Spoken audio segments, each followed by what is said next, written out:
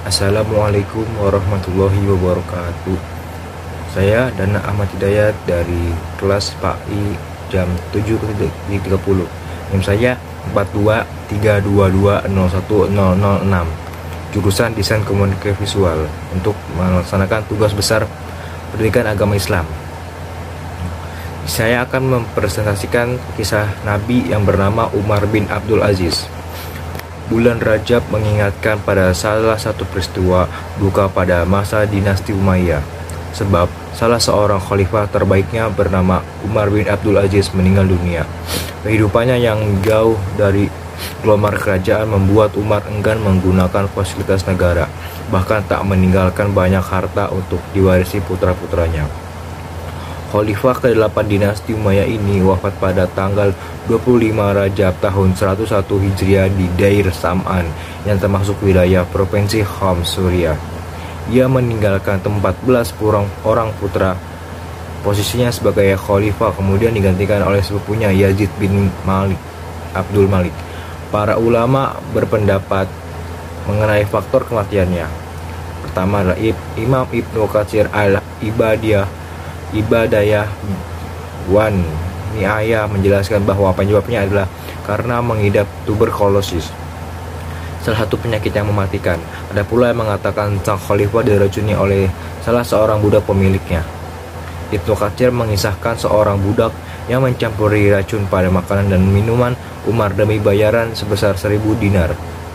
Apa yang mendorongmu untuk melakukan ini? Budak menjawab, aku dibayar 1000 dinar untuk melakukan ini dan dijanjikan akan dibebaskan.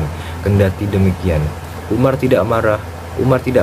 Ia justru menyuruh budak tersebut untuk melarikan diri agar nyawanya selamat. Pergilah agar tidak ada orang yang melihatmu dan nyawamu selamat, pinta Umar.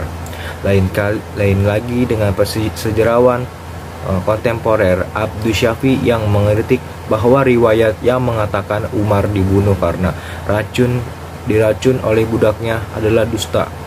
Ia berpendapat kematian Umar disebabkan karena dia terlalu memforsir tenaganya untuk mengurusi rakyat, sering begadang untuk mengurusi anggota, serta pola makannya tidak teratur karena kesibukannya tersebut.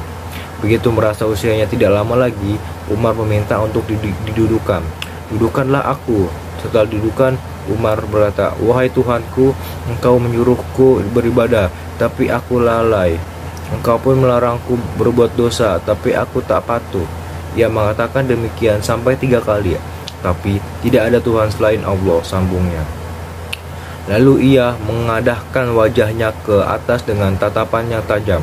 Orang-orang di sekitarnya heran dan berkata, pandanganmu begitu tajam, wahai Amirul Mukminin. Umar menjawab, aku melihat ada yang datang. Ia bukan dari bangsa manusia atau jin.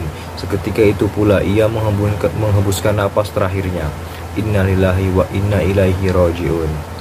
Sebelum kewafatannya, seseorang berkata kepada Umar, itu mereka anak-anakmu, berilah mereka wasiat terakhir, sungguh mereka semua adalah orang-orang yang fakir.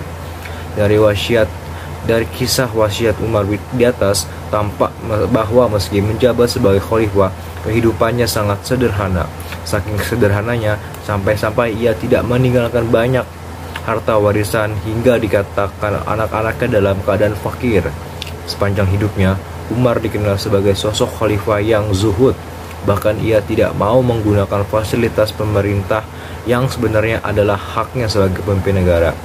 Selain seorang yang zuhud, Umar juga diakui sebagai sosok yang menguasai ilmu agama yang cukup mendalam sampai dijuluki alamul, orang yang sangat pandai, dan mustahij, orang yang cakap dalam berijtihad. Sejumlah ulama ternama seperti Sufyan Ats-Tsauri dan Jalauddin Asy-Suyuti sampai menyebutkan bahwa Umar merupakan khulafaur rasyidin kelima adalah Ali bin Abi Thalib.